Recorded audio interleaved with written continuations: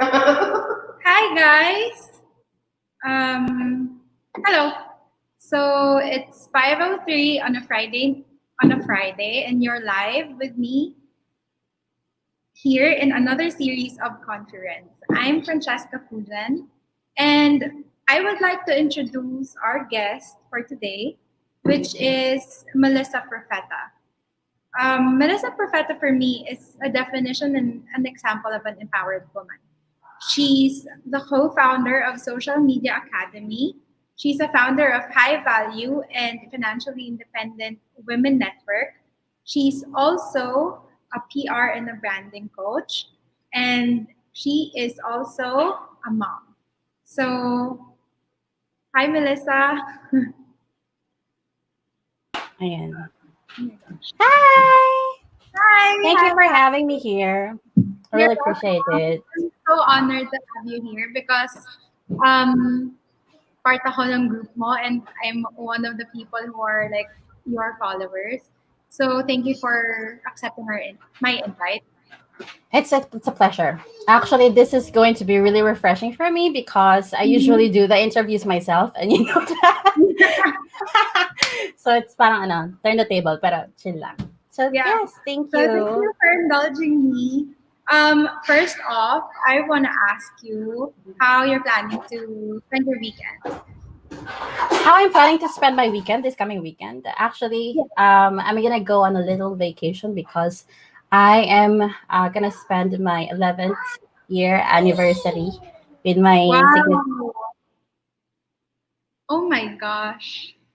Okay, so 11 other. years. Yeah, Yeah, 11 sorry, years. naglag. Oh my gosh. Yeah, it's okay. 11 years, Oo. grabe. Sobrang tagal nun. And congrats. Not Oo, everyone can, you know. that's true. Parang din, kumbaga, in those 11 years, hindi naman laging happy moments. Mm-hmm. There Yeah. were a couple of ins and outs, things that, mga big rock, small rock, ganyan. Marami din ganun. Mm-hmm. Pero yeah, we're here. We're spending our 11th anniversary Wow. this weekend. Ikaw, Sobrang, how about sobrang accomplishment nun, let me just say. I think so nga. Oo, kasi kumbaga, Mhm. ikwento ko lang ng a little bit since we are gonna be talking about women empowerment naman din talaga. So Yeah. I think maybe we can discuss how Mm-hmm. I went through it. Kasi being a mother, being a business owner it's quite a challenge. To be No. honestly, lalo na there were times that I was the only one who's at home and Mm-hmm. I had a baby and I have a toddler. So medyo struggle siya at first. But here we are. Mm-hmm. Yan. So, so since you already started with that, I was gonna ask, because for me, you're like an example of an empowered woman. Because an empowered woman can handle it all. Like for me, parang she doesn't have to choose between anything. Kasi she's empowered, she can make time, diba? So for me, let me just ask you kung ano yung definition ng empowered woman for you.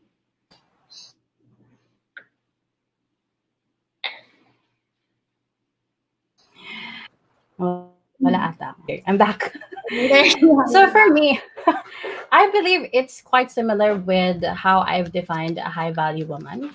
So an Mm-hmm. empowered woman for me is someone who knows where she wants to be. Mm-hmm. And maybe knows where she wants to be. She Mm-hmm. has goals and she's really working towards achieving those goals. So goal getter din talaga siya. And Yeah. also she acknowledges the fact that there are times that she would really need help from Mm-hmm.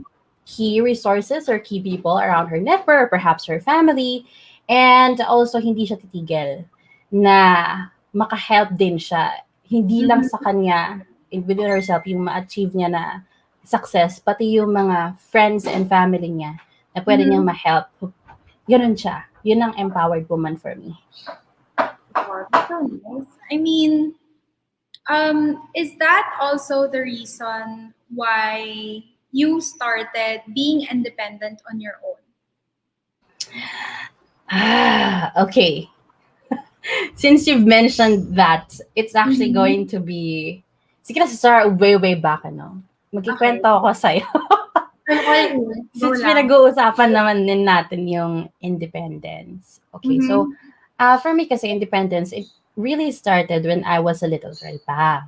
So, I didn't really, I didn't came from a rich family, and I developed this skill within myself na, ay, dahil wala akong madaming money pang bili ng mga gusto kong bilhin na candies or whatever, I have Mm-hmm. to do something about it. Yeah. So, yung ginawa ko, it was my, actually, yeah, grade 1 yun. It was my 7th Mm-hmm. birthday. I had tons of toys, Okay. and I was really, really gunning to buy a lot of airheads and nerds.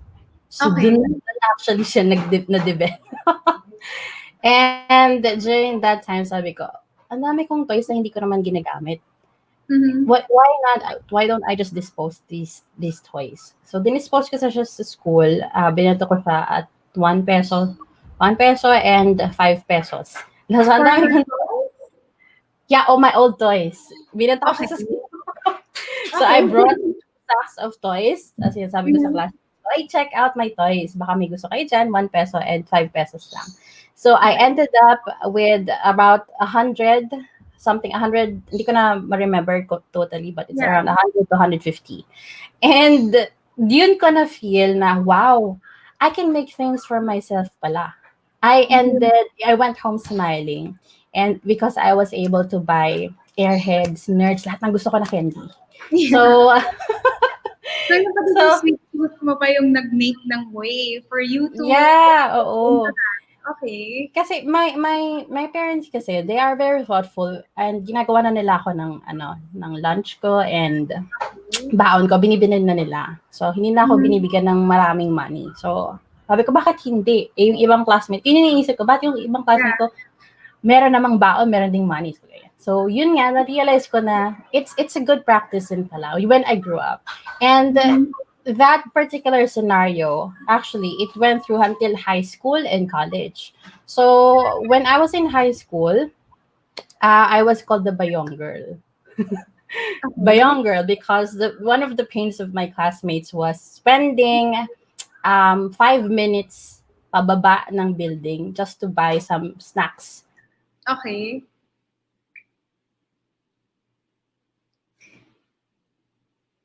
Kasi galing andun kami sa mataas na building. So, sabi ko, Mm-hmm. may problem sila. Gusto na makasave ng time. May 15-minute break lang na kami. So, why don't I just bring the canteen to them? So, ginawa Mm-hmm. ko, nagkaroon ako ng sari-sari store in a Bayong. In the So, classroom. in the classroom. And then, so, doon naman na-develop naman yung pagiging business owner ko at an early Mm-hmm. age because I also had competitors at that time. Sabi ko, parang nakita siguro ng ibang classmate ka na, uy, it's working, laging ubos yung tinda ni Mel, lagi siya nakaka-take home ng Yeah. 1,000 something. So, Oh my God, ang laki dumami. yun, ha? Yeah, kasi I was selling cookies. Actually, Okay. umabot pa sa point na pati inumin na try ko. Oh Mga my God. zest. Ano ba yung mo? Yes, oo, ganon. Pero, I had to stop it kasi nahuli na ng counselor. So, bawal daw pala yun. So, okay, sige. Naagawan ko kasi siguro ng business yung canteen namin. Kaya Oh, pinatigil ako. sir, baka naagawan mo ng business. Yes, Diba? yun nga.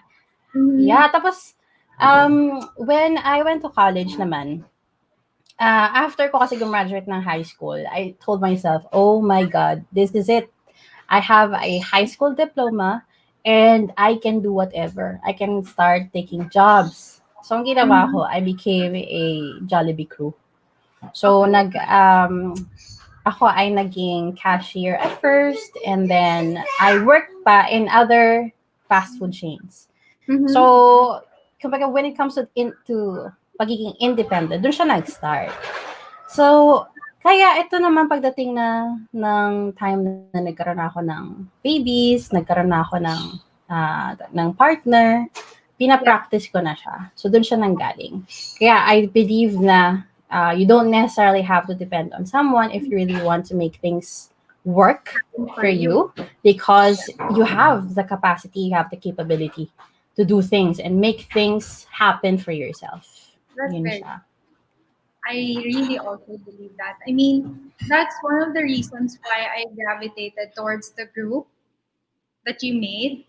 Kasi I felt na parang, alam mo yun, I was at a point in my life na I wanted to just be in a group where pareho kami ng energy and vibe. And of course, the group name speaks for itself.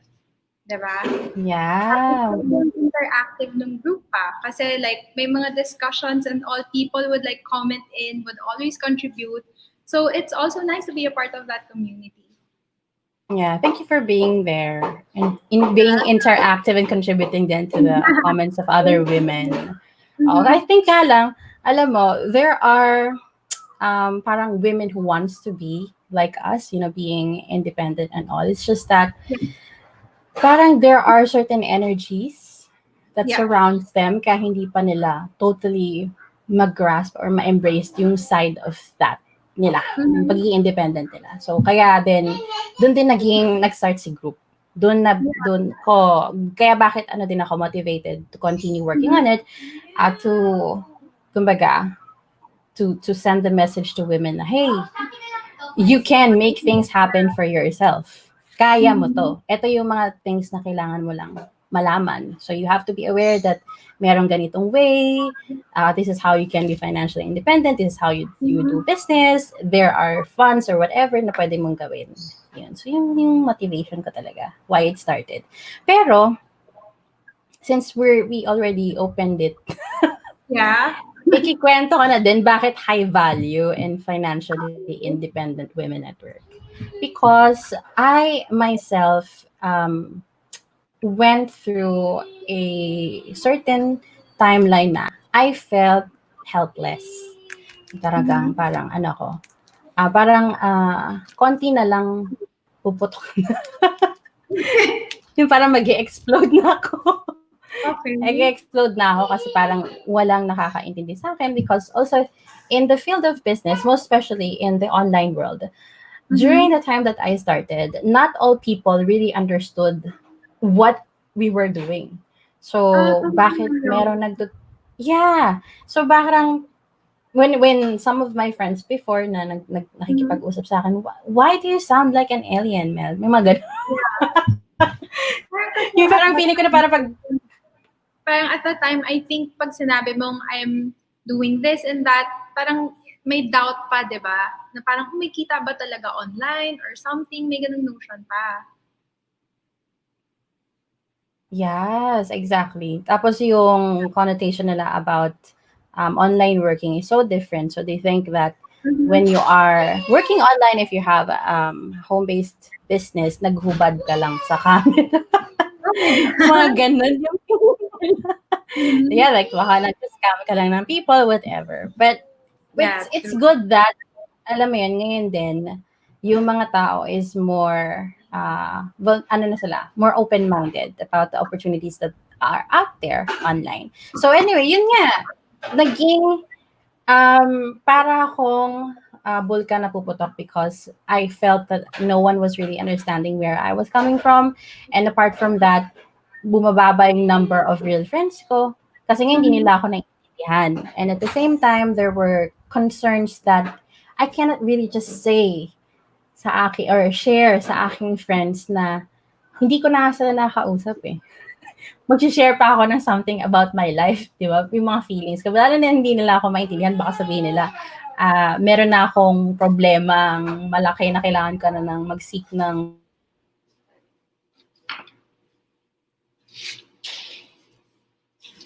that. Instead, sabi ko, why don't I just start nga a community where I can Mm-hmm. connect with women talaga na like-minded and is also open about the things that I am doing, or perhaps ginagawa din yung ginagawa ko. So Mm-hmm. that's also the reason why nag-start si High Value Financially Independent Women at Work. And on top of that, one of the key triggers or parang main drivers ko bakit ko siya inopen was because of some of the friends that I had, Mhm. na alam mo yun, magaganda sila, they are very talented, they are the kinds of women na alam mong talagang can make things happen for themselves. Mhm. Kaya lang, they are surrounded by bad energy. Bad energy, siguro, hindi ko na lang sabihin na baka partner niya yun. Baka mga Baka other mapapalag ka kapag sinabi mo yun. but yun nga, yun talaga actually, yun yung isa sa mga yun yung second reason bakit ko siya talaga ginawa. Okay. And even I myself kasi went through a certain period na I felt like, wait, parang hindi ito yung gusto kong Melissa. Hindi naman ako to, Mhm. bakit ganito yung nangyayari sa akin? So, nung nagkaroon ako ng retrospect, like, I went through retrospection mode and sabi ko nga na find out ko na ayokong maging ganitong babae because I used to be a nagger. And I'm not afraid to admit that. I was um, such a nagger, and I came to a point that parang I was really hating myself. So parang when I Mhm. was looking at myself at the mirror, parang, ba't ganito ko? Parang ang bad-bad ng energy ko, parang ganyan. So, when I went through that point na, I sought help na. So, naghanap Mhm. ako ng solution. Bakit pa ako ganito? And it turns out that there were things that I needed to heal within myself. So there Yeah. were things that I needed to heal. There were things that I really needed to understand and work on myself. And Mhm. it's more of self-acceptance. So kaya Mhm. naman, at sa kumbaga sa perspective ko naman na kapag nag-advocate ako ng woman na sumali kayo, maging active kayo sa high value. Kumbaga, I'm thinking na perhaps there are things that she needs to be aware of sa kanyang Mhm. self that I can enlighten her na, hey girl, ano ka, kailangan natin pag-usapan yan. Yeah. Kailangan natin siyang upuan. Okay? Mhm. Because your state right now, it's kumbaga, your position Yeah. is detrimental to everyone's success. Lalo na if you're a Mhm. mother. I 100% believe kasi that a woman, lalo na yung mga nanay or mga breadwinners, sila ang isa sa magiging reason kung bakit talaga magkakaroon ng peaceful and successful world going forward. And I'm gonna make kwento naman why. Okay. So, ikaw, Francesca, do you believe that if wala ka sa mood, if naiirita ka, or basta Okay. buwisit ka lang, do you think naapektuhan din yung people around you? Oo naman. Because it happened to me a lot of times na parang there will be days na parang I feel like I woke up sa wrong side ng bed. Tapos all of a sudden, I hate everything. Parang ganon. Parang especially sa traffic and all, magsa-start na yun doon, parang sobrang visit ko na to some extent. And then I'd be in work, I'd be with the people that I am with. And then, alam mo yun, parang sobrang bad energy lang. Parang laging may argument or either tahimik, hindi nakikipag-participate. So, yeah, I mean, I feel like if you're down, magiging Debbie Downer ka din sa ibang mga kasama mo eh. That's what I believe in. How about you? Yeah, super. Totoo yun. And Mhm. the thing with that is, there are certain things bakit ka ganon. Bakit ka naiirita. Sa amin, I found out that, yun nga, meron palang tinatawag na traumas. So, Mhm. yung mga parang kinikimkim mo within yourself. So, when I found that out, buti na lang, it led me to Unlimited, si Ellie Abela. Ellie Abela is, I would Ay, say, ito sa post mo sa Facebook? ano na? Or, ay, Yeah, sa post mo? yes, si Ellie, she's the founder Okay. of Unlimited. So, she is a human potential and vitality coach. So, peak Okay. performance. Kasi, di ba, tayo empowered women, goal getters, high value Mhm. women. So, kumbaga ako, iniisip ko din, bakit minsan may ganitong feeling na parang, nagsi-self-sabotage ako. Bakit, biglang Yeah. minsan, I'm stopping myself and it feels like, nagkakaroon ako ng mga moments na talagang irritable ako to the point na naapektuhan na pala yung anak ko, yung Mhm. partner ko, relationship with the partner, and also with the relationship with other business partners. Yeah. So, to cut it short, yun nga, um, I worked, nagkaroon ako ng maraming inner work. Okay, Okay. so inner work, before I even met Ellie, I've met a lot of relationship coaches and Mhm. mga ibang hypnotherapists, and I healed and accepted myself even more. Wait So lang ah, kaya, na-excite ako. Sorry to cut you, pero naririnig ko yung mga words na sinasabi mo. Like, you're into this, you're into that. Gusto ko rin sabihin na I'm also into that. Oh my God. Sobrang fangirl. yes! Oo, Mhm. kasi importante talaga siya. And Yeah. kasi, like, also for myself, meron kasi talaga ako moments na nagsa-self-sabotage ako. Sobrang dami. As in, Mhm. biglang, gagawa ako ng project. Successful yung project. Pero, I would find myself parang tumitigil, tapos umiiyak na lang. Yeah. Parang, bakit may ganong moment? So, hindi ko yun alam pa noon. Until, yun nga, na-identify ko that there were things that I needed to heal within myself. Apparently, meron palang mga tinatawag na, yun nga, yung mga emotional, mga child trauma, na nagkakaroon ng Yeah. embed Yeah. sa mga sakit-sakit sa kung saan sa ang katawan, and bakit minsan parang you're shaking. Kasi I had that. And I'm not Mhm. afraid just to share that. Meron akong moments na I didn't know that it was anxiety attack. Okay. But I was like, talagang nanginginig na lang yung dito ko. Ito yung nanginginig. So, parang gano'n nanginginig. Hindi ko Yeah. alam. Pero ngayon, aware na ako and I know how to take care of myself better. And kaya ngayon, mas mastered ko na yung aking, kumbaga, yung Well, emotional state, yung yeah. mental state. Imbes na, alam mo ba, meron na gustong mang trigger lang or mang asar. So, Mhm. I am confident na parang ganito na sila sa akin. So, eto kunwaring negativity. Tapos bashers, kung ano, nakatingin na lang ako sa kanila and then, poop, gagaling. Tatanggalin ko na.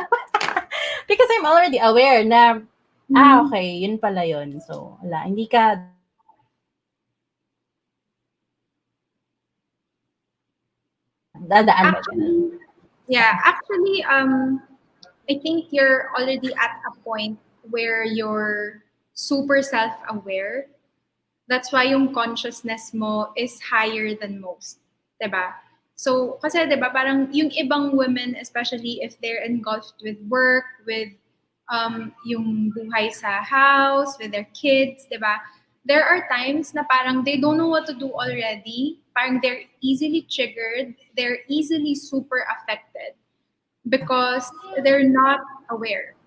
Parang I true. think and I believe it all starts with awareness. Kasi if you're like aware that, alam mo yun, this certain reaction that comes from you is a trigger of something deeper, parang that's the time na, okay, you can step, parang, di ba, if you're aware, you can step back, take yourself out of that current reality and gather yourself.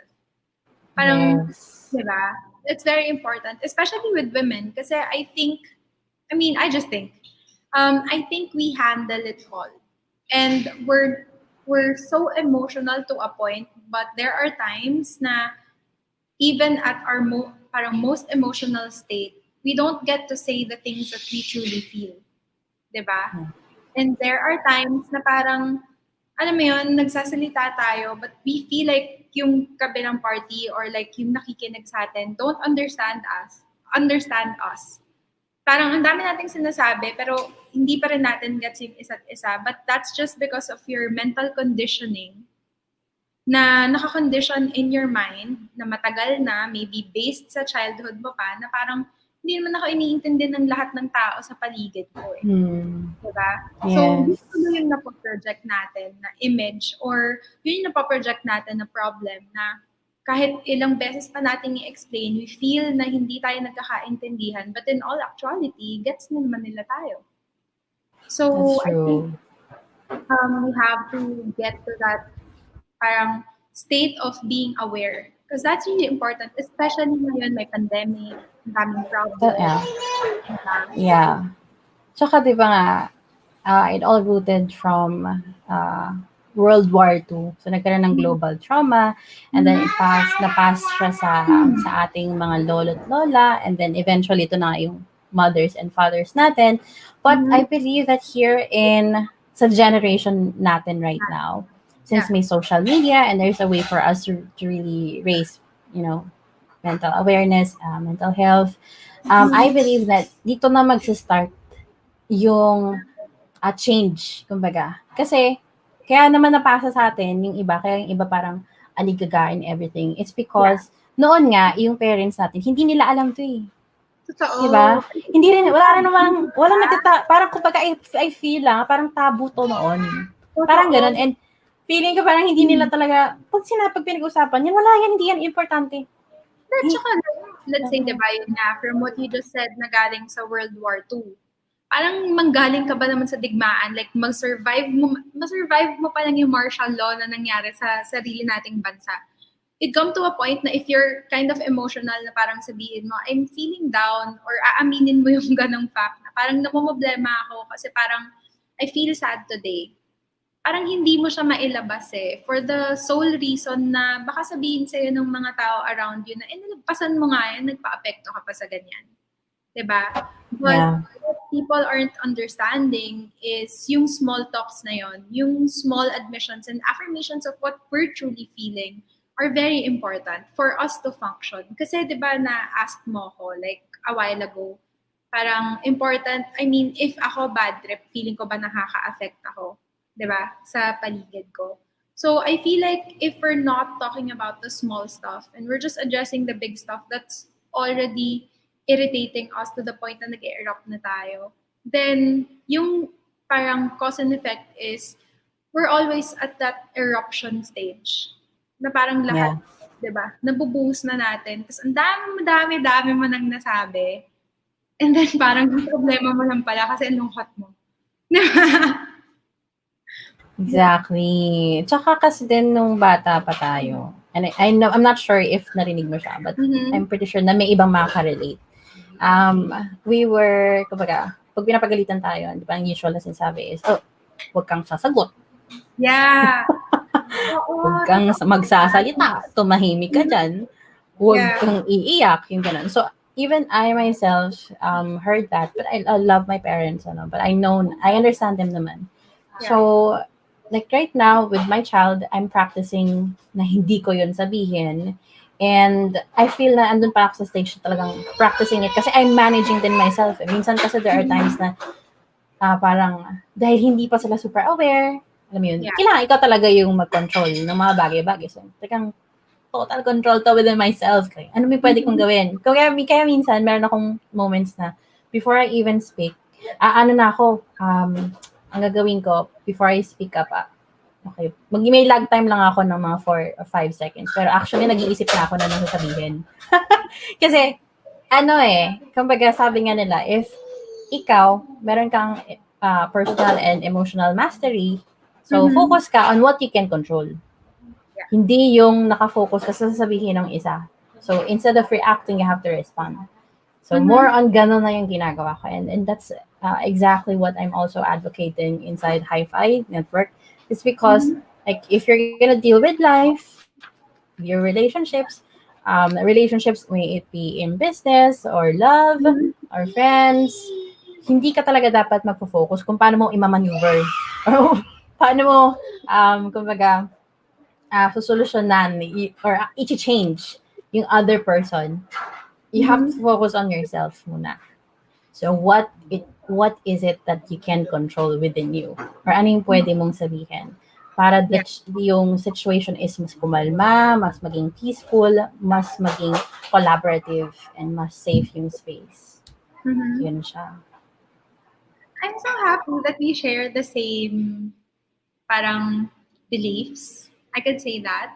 We share the same beliefs na, and we also feel na those beliefs really work best whenever they're practiced, and especially kapag pinapaniwalaan mo and na-execute mo.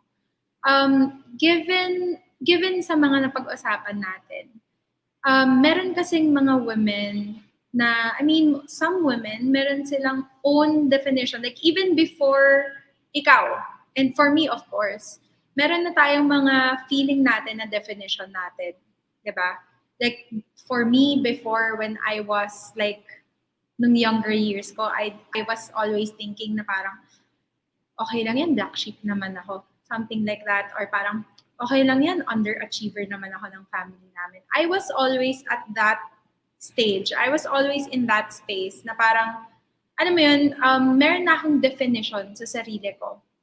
And of course, I think ikaw, before you got to that point of where you're super aware of everything and ngayong established na yung ginagawa mo and what you want to do, for sure you had that moment.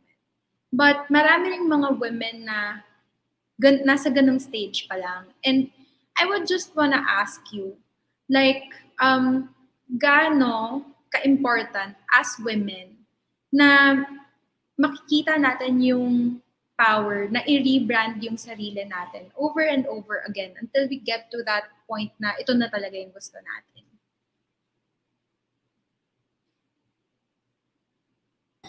Ayan, nawala ako. So the question was, Akala ko na what? 4 to 5 seconds ka eh. Hindi nawala ako. Rebranding, nakuha ko lang yung rebranding women. Hindi ko na ano. Ay, Ulit natin question. so I'll ask you. Kasi diba, there are moments na may notion na tayo of who we are. Diba?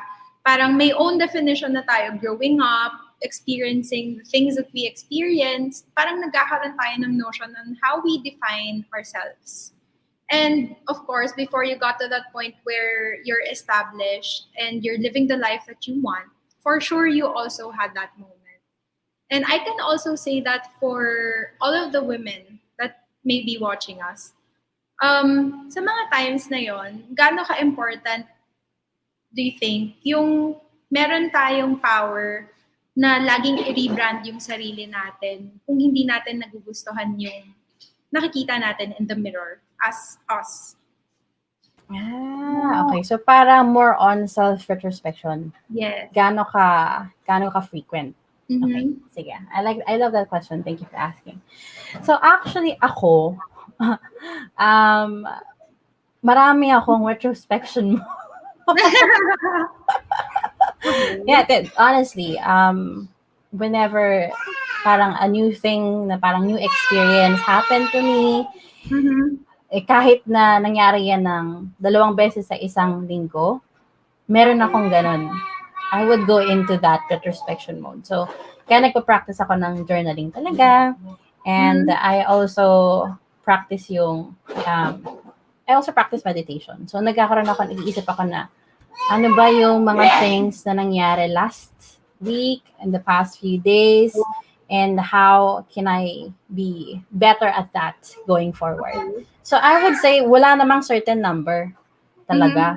Pero if you know who's your aspirational character, ano yung aspirational values mo, Okay. ano mo yung mga gusto mong i-embody as an individual, kung kaya mong gawin ng as many times as you want, it's okay. Yes. Oo. Kasi, it's life eh. Life is very unpredictable. And remember, just focus on yourself. Pero, hindi mo rin alam kung ano yung mangyayari sa mga paligid mo. So, minsan kasi, di ba, merong moments na akala mo okay na, ganyan. Pero minsan, tinetest ka ng universe.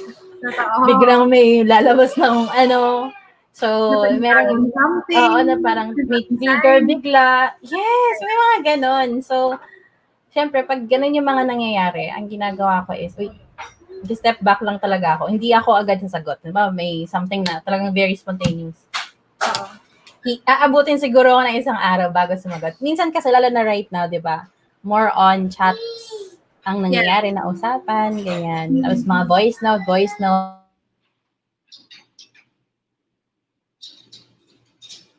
So, ang gagawin ko is, maghihintay talaga ako ng isang araw bago ko yun sagutin. Kesa mag-away kami totally, or kesa magsabong kami or what. So, I will give myself talaga some time. Pero, not to the point wherein I'm gonna make the other person feel na I don't care about that. Kumbaga, hindi ako nagga-ghosting.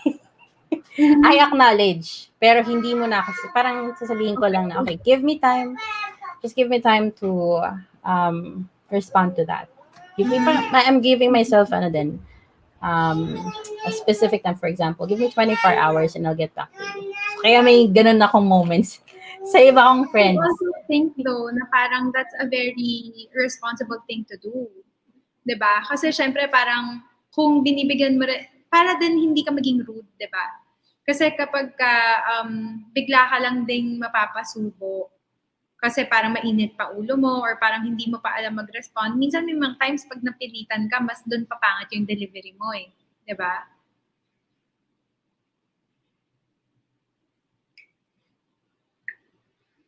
Mhm. Ayan, nawala na naman ako. Oo. Sorry.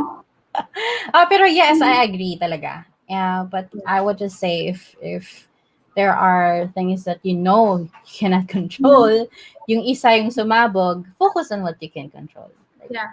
ano But ulit yung kaya mong gawin within yourself? may question ako kasi 'di ba sinabi mo dapat we're trying to rebrand or change ourselves as often as we can. And for us to, we think that it's healthy. 'Di ba? Parang giving yourself a brand new definition.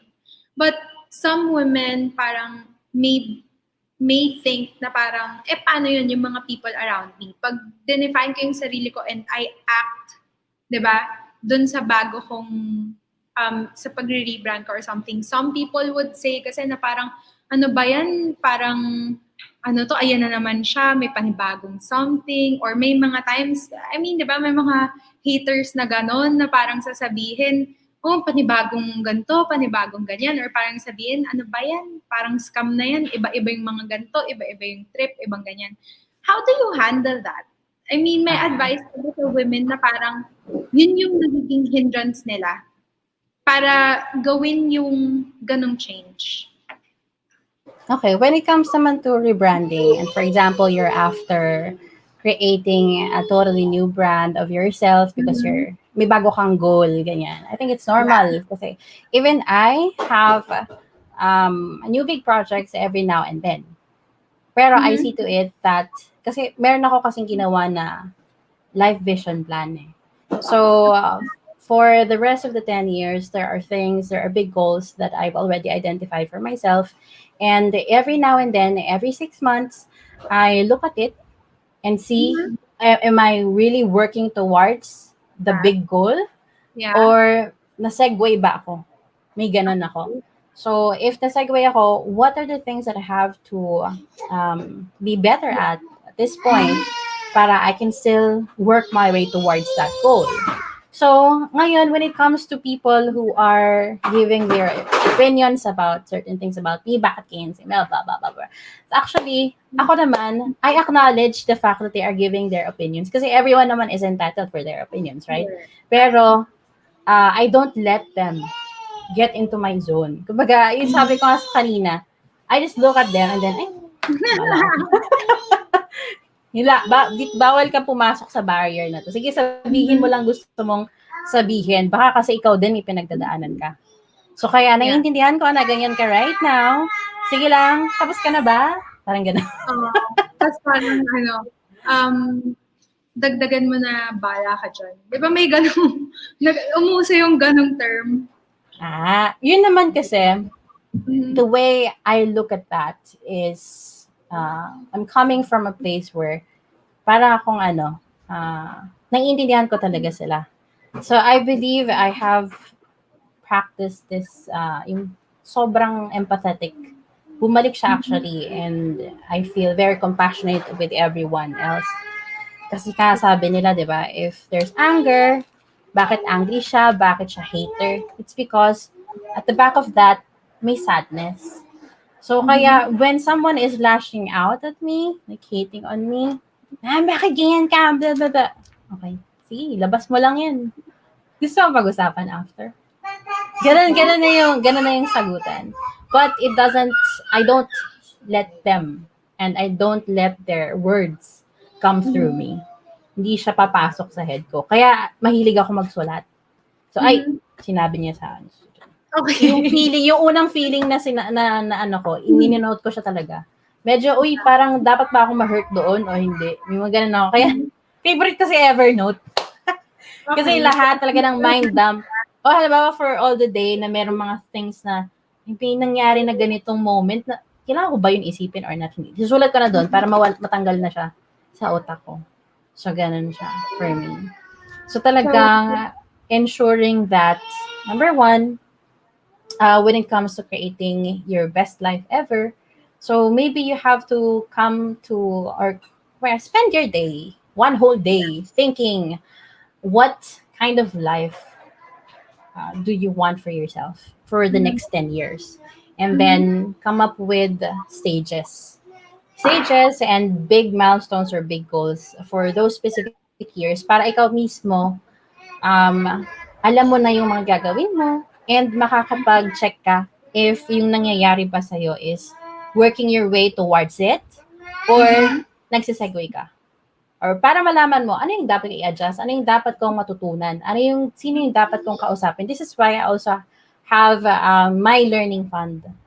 Mhm. So, kaya I am, well, I wouldn't I would say, yeah, medyo passionate learner talaga ako. And it's also because of the journey that I am in. I know that there are things that I really have to understand and learn because I'm in entrepreneurship, in business, and leadership. Tapos I'm also, tawag dito, coaching people. So, kailangan, meron akong tools. Kasi kung Yeah. wala akong bana. Mahirap yun. But So, I also think though na parang you're also a compassionate listener and a very yeah. multifaceted woman. Oo, important din kasi yun. Kumbaga, sabi nga nila, 'di ba? If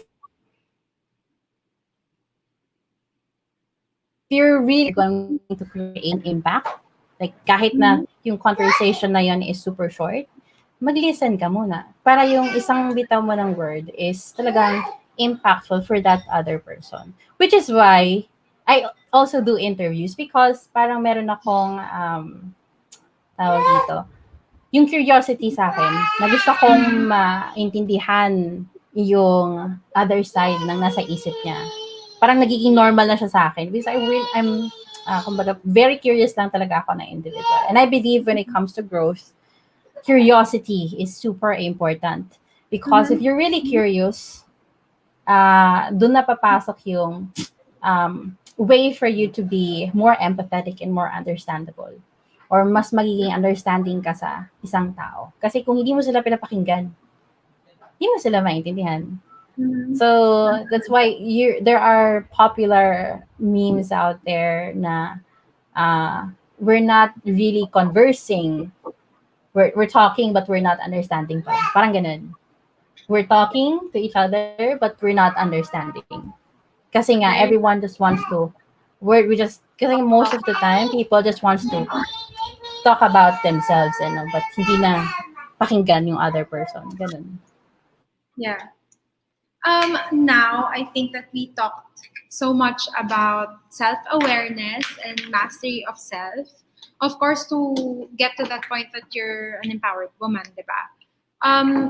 Let's talk about sa career naman, Melissa, because diba, you're also Yeah. the co-founder of Social Media Academy and you handle your own social media business. So, I would just like to ask, how did you start getting into that scene? Okay. Love that question. So, ako it's funny because Mhm. my line of work kasi talaga is sales and marketing.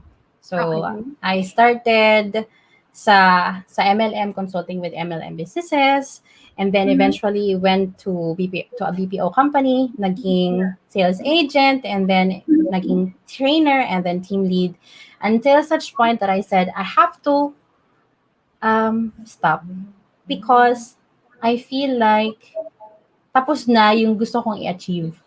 Kasi lagi akong merong goal na siniset for a specific, kunwari, role na pinapasukan ko.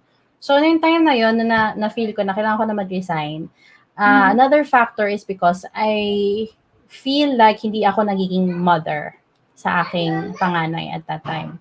So, kasi Cavite ako eh. So Cavite to Quezon City ako before. Mhm. So it's super layo.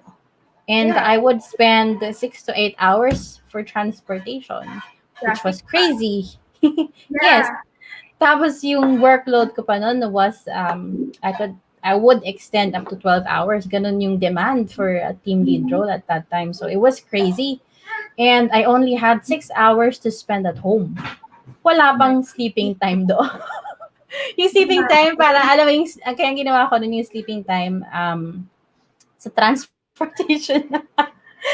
So Mhm. doon na ako natutulog. And so nung time na nag-resign ako, it's a good thing that my partner told me that go ahead, resign if you want to, because we're going to start our own business. Mhm. So I was so excited because finally magkakaroon kami ng another brick and mortar business. Kasi meron kaming side hustle before. We were Okay. buying and selling cars na talaga. Tapos sabi, may funds na tayo to create this new business na. So, pwede kang mag-resign. Sige. Okay, so yun actually, yung business na yun, that was our first failed business. And Okay. it was talagang super fail siya. At nung naubos na yung savings namin, andun na ako sa point of my life that I said, oh my God, I'm back to Mhm. zero. So which Mhm. I believe lahat ng mga people out there could also relate, because some of you nanonood, perhaps baka na laid off kayo, or maybe you feel like you're starting again. Yeah. While ako din, dumaan din ako doon sa point na yun. And ang naisip ko na lang at that time, okay, so what are the things that I can use and utilize ba right Mhm. now? Okay, number one, I have fast internet. Second, magaling naman ako mag-English, and I can close sales over the Mhm. phone. I can converse with anyone over the phone. So, yun talaga ang naging motivation ko, because ano na eh, kumbaga sa sobrang failed nung business namin, I only Mhm. had 45 pesos in my bank account. Ganun katindi. Grabe. And talagang umiiyak na ako nun kasi nangungutang na kami and everything. So, ano ba 'to, na Mhm. nagkakaroon ako ng anxiety. At tapos yung anak ko, 2 years old pa lang nun, tapos nag-resign na ako. Sabi ko, akala ko maging all-in na, tapos ito pa yung Yeah, yun totoo. yung yun yung na ano, kumbaga if you would see me, para na akong ewan, na lagi akong nakatingin sa labas, nag-iisip, gano'n. Mhm. And buti na lang naalala ko yung moment, way back when I was still in college. I remembered one of our friends, na sa friend's house kasi 'di ba may mga inuman dito sa South. So Yeah. inuman yun sa South, and then yung isang friend namin, hindi siya nagjo-join sa'min because may work siya. So nandun siya sa corner, tapos nag-work daw siya with an Australian client. So sabi ko, ang hala, meron nga pala akong friend nag-online work noon. So Okay. sabi ko, kailangan ko yung hanapin. Kaya ang ginawa ko, hinanap ko. So how can you work from home, blah, blah, blah. So nag-research ako in short. So in that day, Mhm. I believe it was, ano na, wee hours of the night. More night na nun. More night na, mga 3 a.m. na yun. Gumising talaga ako. Mhm. Kasi sabi ko, hindi pwede to. Kailangan meron akong gawin. I won't let this moment to Yeah. be the reason why bakit ako magiging fail forever. Mhm. Kumbaga, ang iniisip ko nun, this will be part of my story. So, kailangan ko tong lagpasan. So, fast forward, um, nung nandun ako sa computer, dahil na-addict na nga ako, nakahanap na ako ng mga sites that Mhm. are for freelancers. Okay, so Okay. nag-start ako doon, and I found yung onlinejobs.ph. Um, Hindi pa Upwork noon, Yung iba pa, tawag. meron pang freelancer.ph. So, talaga nag-sift through ako sa iba-ibang jobs na nasa loob nun. Mhm. And I landed my first job within parang two days ata. Nagkaroon ako agad Wow. ng gig. But Okay. it was more of me creating my portfolio. So Mhm. outbound sales agent, and then sales agent. And then fast forward, bakit ako naging social media marketing is because I landed the gig na ang tawag nila sa akin noon ay sales closer for Facebook page. Doon Okay. nag-start actually. So, ang nangyari kasi noon, nung kausap ko na yung mga client ko, Australian sila, nakikita ko yung flow ng mga post. Wala silang format, walang ayos talaga. Basta post lang. So, naging curious na ako, bakit ba ang dami niyang nako-close Mm, na benta sa Facebook? Because ako yung mm, closer nila eh. So, I was closing around parang 300 something SGD at that time. Parang I get 15 to 20 sales per day. Sabi ko, uy, ang laki na to ah. So, ibig sabihin, effective mm, talaga to. Social media marketing. So, paano kaya to? So, yung time na yun, mm. doon ako nag-aral.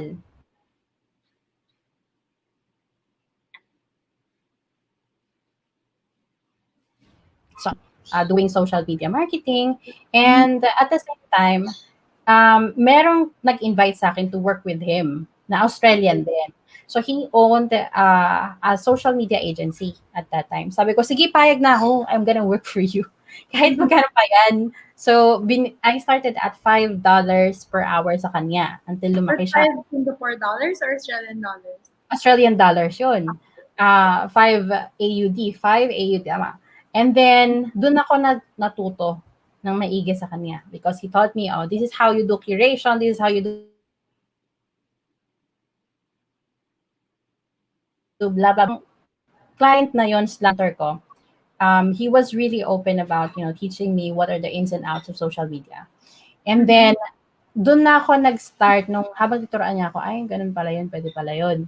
So, ako, dahil generally curious talaga, ang ginawa ko, nag-all-in talaga ako. Okay. Nagbigay talaga ako ng time to understand the ins and outs of social media. Mm-hmm. And fast forward, nagkaroon ako umabot ng 15 clients. Okay. Ganon, kasi yung mga napag-aralan ko was effective siya. So, kaya lang, syempre, hindi ko na kaya lahat yung load. I started my mini agency at that time because imagine 15 clients. Pero buti na lang sa 15 clients na yun, yung 10 ay same ng niche. So, mas madali siyang ma-manage. And then the other 5 were more of personal brands na. And Mm-hmm. then I became a community manager for startups in the US. And Mm-hmm. lalo akong nagkaroon ng real-world experience with digital marketing. So apart from the courses that I enrolled myself in, yung mga Neil Patel, mga advanced Actually, marketing, nakita ko nga eh, kasi we're friends on Facebook. Nakikita ko you're always willing to learn. Kasi ang dami mong ina-attendan. Like, ano mo yun, even sa group natin, ina-advocate mong go to a lesson. Alam mo yun, mag-spend ka kasi may value naman yan. kasi lalo na sa digital marketing, it's Yeah, kasi, very fast-paced. I know. And every now and then it changes. So that's Mm-hmm. why I also listen to other people's perspective kasi baka mamaya yung ginagawa ko parang effective siya 6 months ago, but for this month hindi siya effective. So we have to Yeah. try something new again. So we have to come up with something new again. Ano yung pwede nating i-change and so on. So that's why when you're in digital marketing, it's very crucial and important for you to be updated about yung mga nangyayari. So ano yung mga changes na nagaganap? Ano yung mga bagong features na nandyan na pwede mong i-utilize as a business owner? So, kumbaga, fast forward na lang, nagkaroon ako ng moment sa aking self na parang, ako lang ba yung gumagawa na to? So sabi ko sa sarili, ako pa yung gumagawa nito, bakit hindi ako makipag-connect with other people who's probably doing social media as well? So Mm-hmm. hence the birth of a group. It's called Social Media Managers and Growth Hackers pa at that time, before it became Social Media All-Stars. Tapos doon na, I got connected with a lot of Mm-hmm. freelancers na aspiring social media managers, and then freelancers who are also social media managers. Tapos, ang ginagawa ko lang doon, nag-share lang ako ng mga thread, and at the same time, I was also hosting parang discussions there, And maraming sumasagot. Kasi yung mga Okay. pinagagawa ko na community management tactics and all, ina-apply ko din sa group. Sabi ko, gusto ko lang talaga meron akong ka-connect na Mm. people doon sa group na yun because I want to exchange ideas din. Gusto Mhm. kong may kabatuhan ng ideas ko. So baka kasi Yeah. meron nag-work sa akin and meron makahelp sa kanila and sila din, meron silang thing na kaya nilang gawin. So Mhm. fast forward, no, that's where I met Nix. So Nix, Carla, and all of the other people that I became business partners with. So doon naging parang in demand na si Social Media Academy at that time. So that was about 3 years ago. Sabi Yeah. kasi ng mga tao, why don't you spend time to teach us talaga about what you know?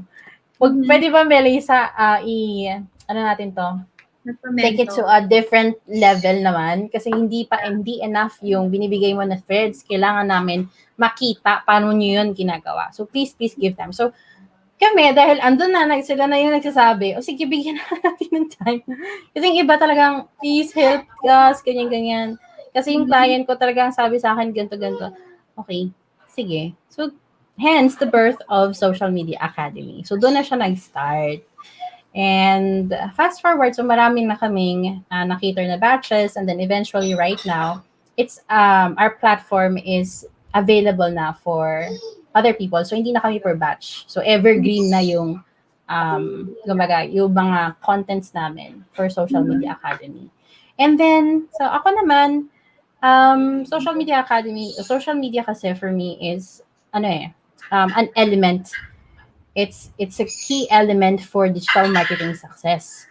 And I Mhm. love digital marketing. It's just that I don't want to embrace the technical masyado. Yeah.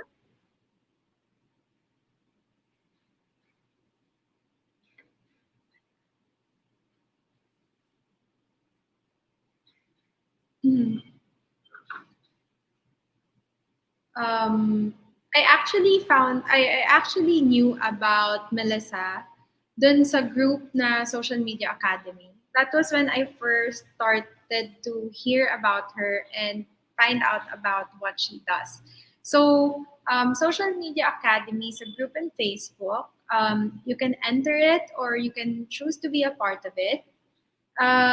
They talk about a lot of things about what you have to do if you have like a digital job or if you want to start your brand or talk about some things na kailangan mong i-integrate if your business is available or operational online. So that is what Social Media Academy is about. And si Melissa naman, she is one of the founders of that group, katulad ng pagsasabi niya. But she's also more of a very proactive person if ever you get to talk to her.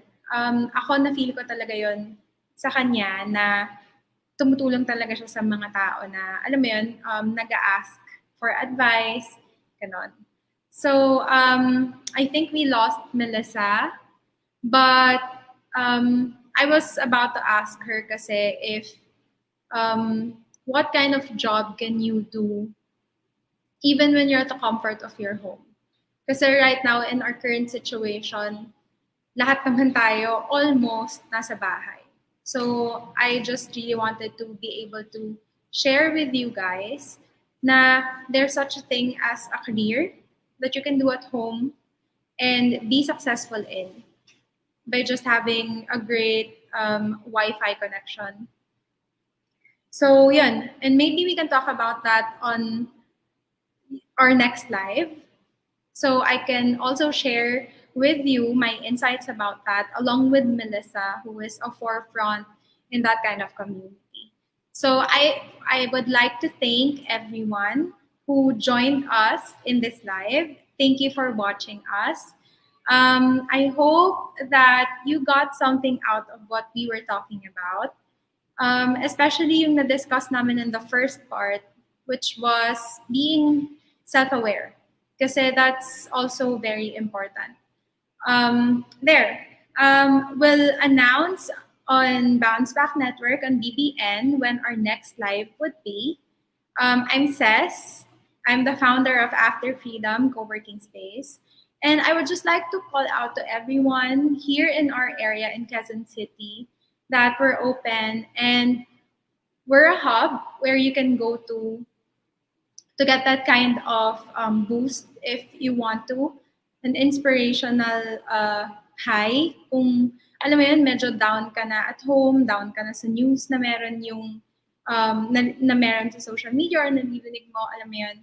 Like, we're here, we're open, we can be that space where you won't have to worry kasi mapaparanoid ka if we're taking certain precautions. I can assure you that we do. And yun, I hope I see you guys here in After Freedom Co-working Space. We're near Crossings National Bookstore. We're just along Quezon Avenue. So thank you guys for spending an hour with us on on this day, Friday. And I hope that you have a great weekend. Thank you.